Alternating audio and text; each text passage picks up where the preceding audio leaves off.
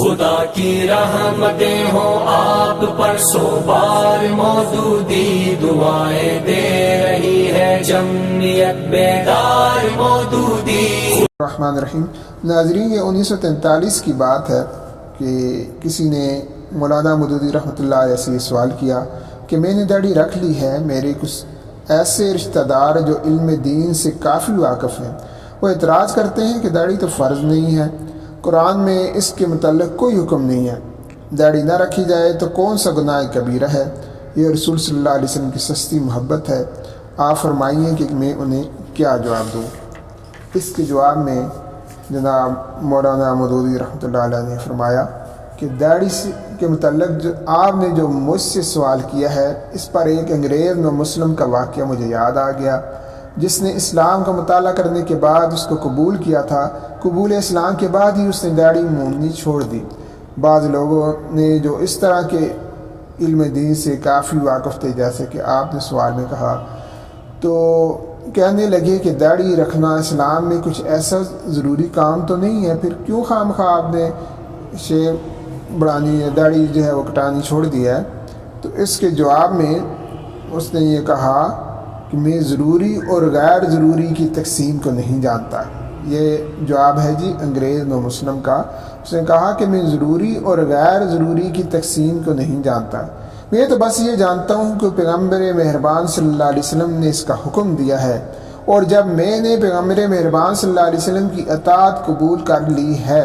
تو حکم بجا لانا میرا فرض ہے۔ کسی ماتحت کا یہ کام نہیں ہے کہ افسران بالا ہائر اتھارٹی کے ایک کام میں کسی کو ضروری اور کسی کو غیر ضروری قرار دے دے۔ بس یہی واقعہ اپنے ان عزیز دوستوں کو سنا دیجیے اور ان سے پوچھیے کہ یہ تو خیر رسول صلی اللہ علیہ وسلم کی سستی محبت ہے، تو جناب اگر کسی نے کسی مہنگی محبت کا ثبوت دیا ہو تو ارشاد فرمائیے۔ اگر ایک نوکر آقا کے آسان ایک کام کی تعمیل سے بھی گریز کرتا ہے تو وہ مشکل امور کو کس طرح سر انجام دے سکے گا۔ ہم سستی اور مہنگی محبت کا فرق نہیں جانتے، ہمیں تو پوری طرح اس راستے پر چلنا ہے جس پر نبی اکرم صلی اللہ علیہ وسلم چلے ہیں، اور ان احکام کی تعمیل کرنی ہے جو کہ آپ صلی اللہ علیہ وسلم نے دیے ہیں۔ اس سلسلے میں ایک بات اور سمجھ لیجئے کہ موجودہ زمانے میں داڑھی رکھنا کسی ایسے شخص کے لیے جو فرنگیت زدہ طبقوں سے تعلق رکھتا ہو، محض حکم نبی صلی اللہ علیہ وسلم کی تعمیل ہی نہیں ہے بلکہ ایک طرح کا جہاد بھی ہے، اور عجب نہیں کہ اس کے ساتھ کچھ نہ کچھ ہجرت کا اجر بھی اسے مل جائے۔ سب سے پہلے تو اس کو خود اپنے اس مذاق اور رنگ طبیعت کے خلاف بہت دنوں تک جدوجہد کرنی پڑتی ہے، جو برسوں کی تعلیم تربیت و ماحولی اثرات کے تحت اس کے اندر راسخ ہو چکا ہے۔ پھر جب وہ اس پرانے ذوق کی بےکنی کرنے اور اس کی جگہ اسلامی ذوق اپنے اندر پرورش کرنے میں اس حد تک کامیاب ہو جاتا ہے کہ اس کے چہرے پر داڑھی اگا سکے، تو باہر ایک دوسری قسم کی کشمکش شروع ہو جاتی ہے۔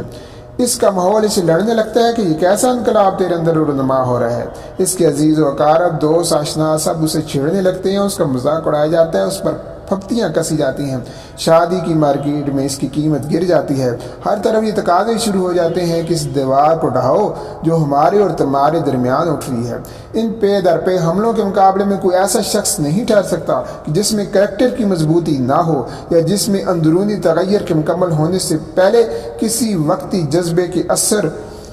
یا کسی خارجی دباؤ سے بیرونی تغیر شروع ہو گیا ہو۔ ایسا شخص تھوڑا یا بہت مقابلہ کرنے کے بعد آخرکار اپنے ماحول سے شکست کھا جاتا ہے، اور بیروپیوں کی طرح پھر وہی وضع اختیار کر لیتا ہے کہ جسے چھوڑنے کی اس نے نمائش کی تھی۔ مگر جو مضبوط کریکٹر رکھتا ہو اور اس کا باطنی انقلاب پائیدار بنیادوں پر اٹھا ہو، وہ پوری ثابت قدمی کے ساتھ اس مقابلے میں ڈٹ جاتا ہے، اور استقامت کے نتیجے میں دو زبردست فائدے سے حاصل ہوتے ہیں۔ ایک یہ کہ اس کے اندر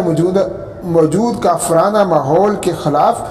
دوسرے میدانوں میں بھی کامیاب لڑائی لڑنے کی طاقت پیدا ہو جاتی ہے۔ دوسرا یہ کہ جس مضبوط سیرت کا اس نے ثبوت دیا ہے، اس کا رعب اس کے ماحول پر طاری ہو جاتا ہے، اور اس کی تبلیغ و تلقین میں اتنا وزن پیدا ہو جاتا ہے کہ اپنی سوسائٹی کے دوسرے اصلاح پذیر لوگوں پر بھی وہ اثر ڈال سکے۔ اکثر لوگ اس حقیقت سے بے خبر ہیں کہ اس زمانے میں منڈی ہوئی داڑھی محض ایک وضع نہیں ہے بلکہ ایک کلچر ہے اور ایک مذہب زندگی کا نمایاں ترین شعار ہے۔ شعار کو چھوڑنا دراصل اس کلچر اور اس مذہب زندگی کو چھوڑنے کا اعلان ہے،